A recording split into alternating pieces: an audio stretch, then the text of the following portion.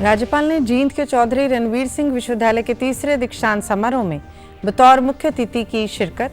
कहा, विश्वविद्यालय ने अंतर्राष्ट्रीय स्तर पर बनाई नई पहचान। मुख्यमंत्री मनोहर लाल कुरुक्षेत्र में महात्मा ज्योतिबा फुले की जयंती पर आयोजित राज्य स्तरीय समारोह में हुए शामिल। महात्मा ज्योतिबा फुले चौक का किया उद्घाटन।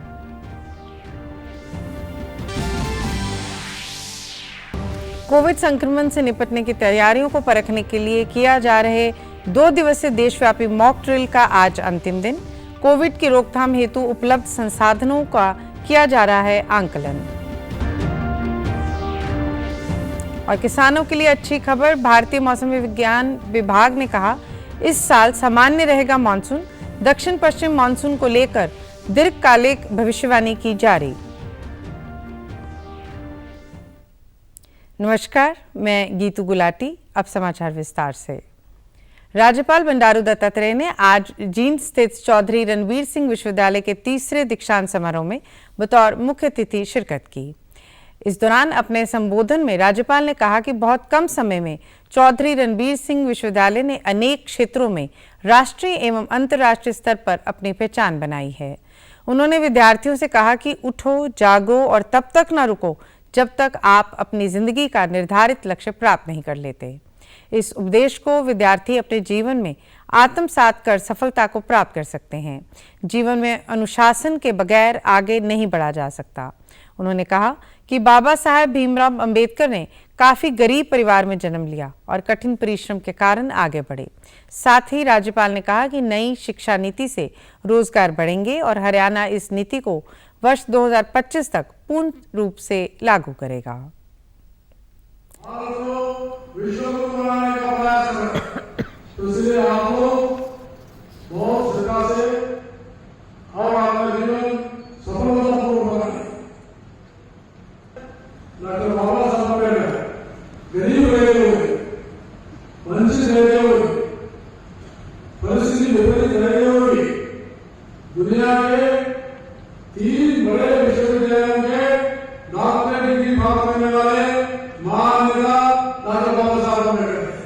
नई शिक्षा नीति ये गेम चेंजर है। नई शिक्षा नीति जो है बहुत बड़ी स्टेप जो है देश के प्रधानमंत्री नरेंद्र मोदी ने लिया है। नई शिक्षा नीति से रोजगार होंगे।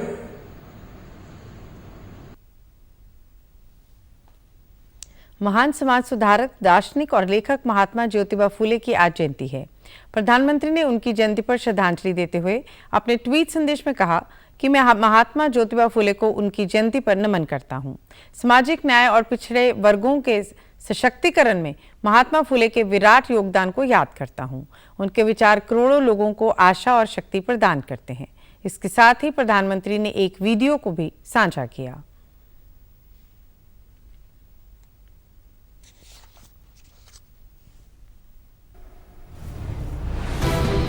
महात्मा ज्योतिबा फुले समाज में भेदभाव मिटाने के लिए अभूतपूर्व योगदान दिया।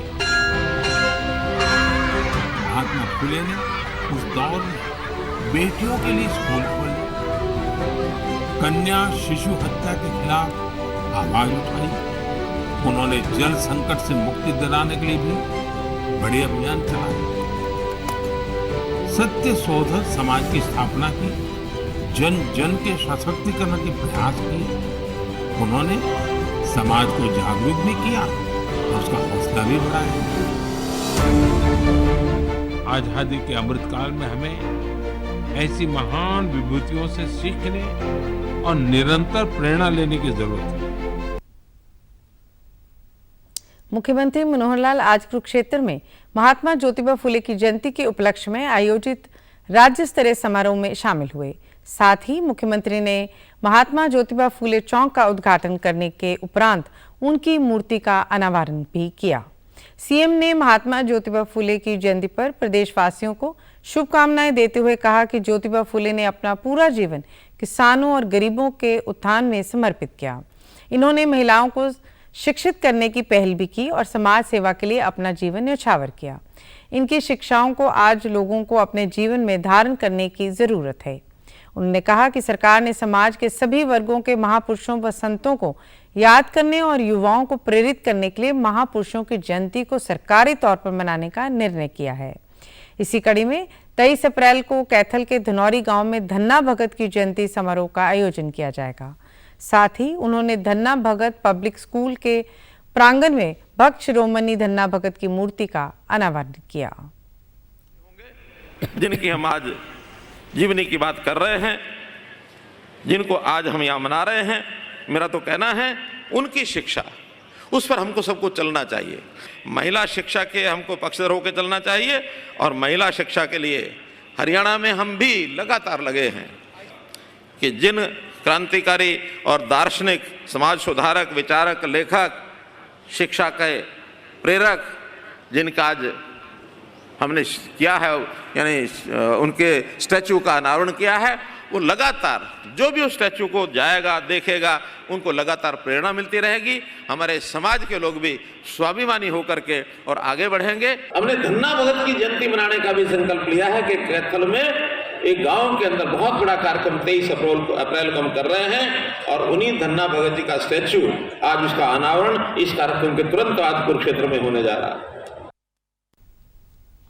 देश और प्रदेश में कोरोना प्रबंधों की तैयारियों का जायजा लेने के लिए सरकारी व निजी अस्पतालों में मॉक ड्रिल आज अंतिम दिन भी जारी रही। महेंद्रगढ़ के उपायुक्त जेके आभीर ने नागरिक अस्पताल में बनाए गए कोरोना वार्ड के साथ साथ ICU ward, oxygen gas plant का निरीक्षण किया। उपायुक्त ने कहा कि अस्पताल में सभी व्यवस्थाएं पूरी तरह से ठीक हैं और 19 आईसीयू बेड का वार्ड बनाया गया है और 58 आईसीयू बेड रिजर्व रखे गए हैं। उपायुक्त ने यह भी कहा कि अब सरकार की नई गाइडलाइंस के अनुसार 100 से अधिक भीड़ वाले कार्यक्रम में लोगों को मास्क लगाना अनिवार्य है।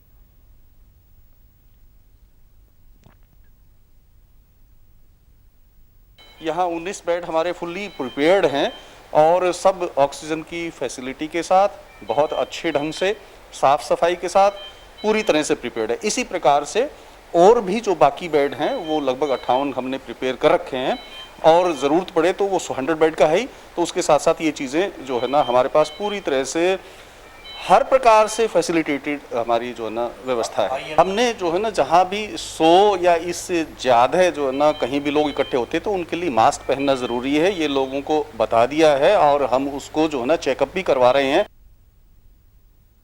सिविल सर्जन डॉक्टर रमेश आर्य ने कहा कि महेंद्रगढ़ जिले में अभी तक कोरोना का कोई भी एक्टिव मरीज नहीं है। इस बीमारी से बचने के लिए सतर्कता बरतनी जरूरी है। नागरिक अस्पताल में 500 एलपीए ऑक्सीजन प्लांट लगा हुआ है जो कि चालू है। कोरोना जो है देश के अंदर और प्रांत के अंदर ही बढ़ रहा है, लेकिन एक खुशी की बात है कि हमारे ज़िले के अंदर कोरोना के बहुत कम केसेज हैं, ना के बराबर मान के चलिए। कल भी हमने लगभग 450 के आसपास सैंपल लगाए थे और उसमें भी कोई ऐसे पॉजिटिव नहीं निकला है केस। तो हम ये खुशकिस्मत मानते हैं कि हमारा जो ज़िला है इस चीज़ से अभी तक बचा हुआ है। लेकिन फिर भी जो कोविड की जो गाइडलाइंस हैं, हम आप लोगों के माध्यम से सभी अपने जितने भी ज़िले के वासी उनको बताना चाहेंगे कि जैसे सरकार ने कहा है कि इसको हल्के में ना ले, कम से कम जो बचाव है, बचाव के लिए अगर आप भीड़ भाड़ वाली जगह जाते हैं तो आप वहाँ पे मास्क का अवश्य प्रयोग करें। स्वास्थ्य और परिवार कल्याण मंत्रालय के मुताबिक देश भर में पिछले 24 घंटों में 5,676 नए मामले दर्ज किए गए, जबकि 3,500 से अधिक मरीज उपचार करवाकर स्वस्थ हो चुके हैं, जिसके बाद देश में रिकवरी रेट 98.73% हो गया है, जबकि साप्ताहिक सकारात्मकता दर 3.81% हो गई है। देश में कोविड के सक्रिय मामलों की संख्या 37,000 से अधिक है। कोविड टीकाकरण अभियान के अंतर्गत देश में अब 220.66 करोड़ से अधिक टीकों की खुराक दी जा चुकी है। वहीं प्रदेश में पिछले 24 घंटों में कोरोना के 325 मामलों की पुष्टि हुई है, जिसके बाद सक्रिय मरीजों की संख्या 1,900 से अधिक हो गई है। रिकवरी दर 98.81% है। प्रदेश में कोविड टीकाकरण का आंकड़ा 4,55,42,000 के पार पहुंच गया है। इस साल मानसून के सामान्य रहने का अनुमान है। भारत मौसम विभाग के मानसून का पूर्वानुमान जारी किया।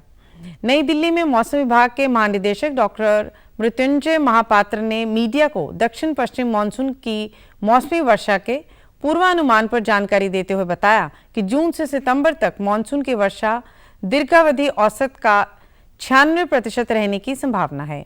उन्होंने कहा कि इस साल जून से सितंबर के दौरान करीब 83.5 सेंटीमीटर बारिश होगी, जो सामान्य श्रेणी में आती है। जो है 87 सेंटीमीटर पर कंट्री एज ए होल।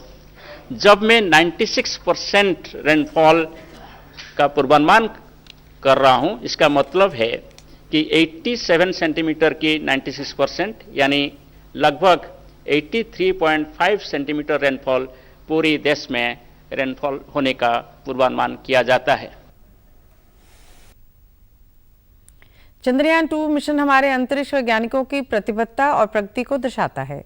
तमाम बाधाओं के बावजूद इसका ऑर्बिटर अंतरिक्ष में काम करता रहा। अंतरिक्ष वैज्ञानिकों ने इसे अपनी सफलता माना। प्रधानमंत्री ने केवल उनकी क्षमता पर पूरा भरोसा जताया, बल्कि उन्हें प्रेरित भी किया और भविष्य के अंतरिक्ष अभियानों के लिए शुभकामनाएं भी दी। चंद्रयान मिशन के लॉन्च के एक सप्ताह बाद 28 जुलाई 2019 को मन की बात कार्यक्रम में प्रधानमंत्री ने चंद्रयान 2 मिशन का जिक्र करते हुए कहा कि हमें अपनी प्रतिभा और क्षमता पर भरोसा करना चाहिए। उन्होंने कहा कि चंद्रयान 2 मिशन के सबसे बड़े सबक हैं विश्वास और निर्भीकता। अगर आप मुझसे पूछें कि चंद्रयान 2 से मुझे कौन सी दो बड़ी सीख मिली, तो मैं कहूंगा ये दो सीख हैं फेथ और फियरलेसनेस, यानी विश्वास और निर्भीकता। हमें अपने टैलेंट्स और कैपेसिटीज पर भरोसा होना चाहिए, अपनी प्रतिभा और क्षमता पर विश्वास करना चाहिए। आपको ये जानकर खुशी होगी कि चंद्रयान 2 पूरी तरह से भारतीय रंग में ढला है। यह हार्ट एंड स्पिरिट से भारतीय है, पूरी तरह से एक स्वदेशी मिशन है।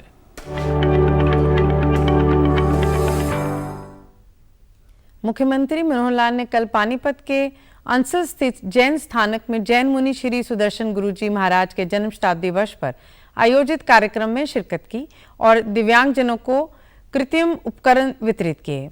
अपने संबोधन में सीएम ने कहा कि जैन समाज सदियों से लोगों के लिए प्रेरणा का कार्य कर रहा है।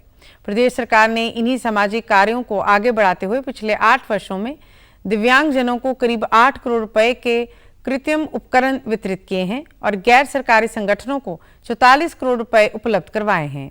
रेड क्रॉस द्वारा चलाए जा रहे 15 केंद्रों का सारा खर्च सरकार उठा रही है।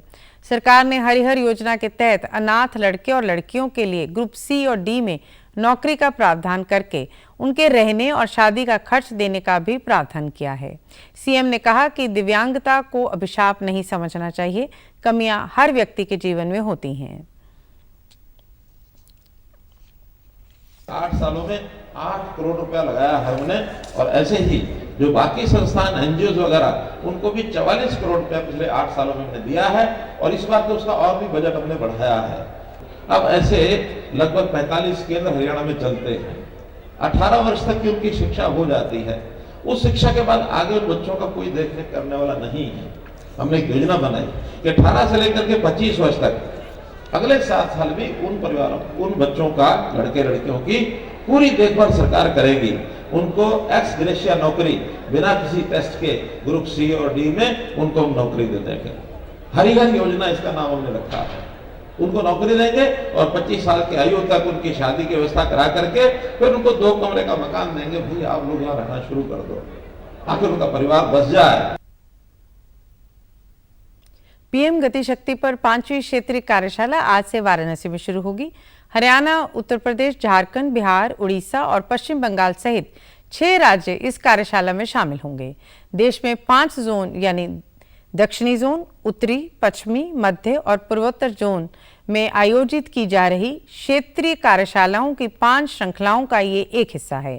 राज्य और केंद्र शासित प्रदेशों द्वारा अब पीएम गति शक्ति राष्ट्रीय मास्टर प्लान का उपयोग करते हुए परियोजनाओं के बारे योजना बनाने और इनके क्रियान्वयन को सुनिश्चित करना है। अब खबरें फटाफट।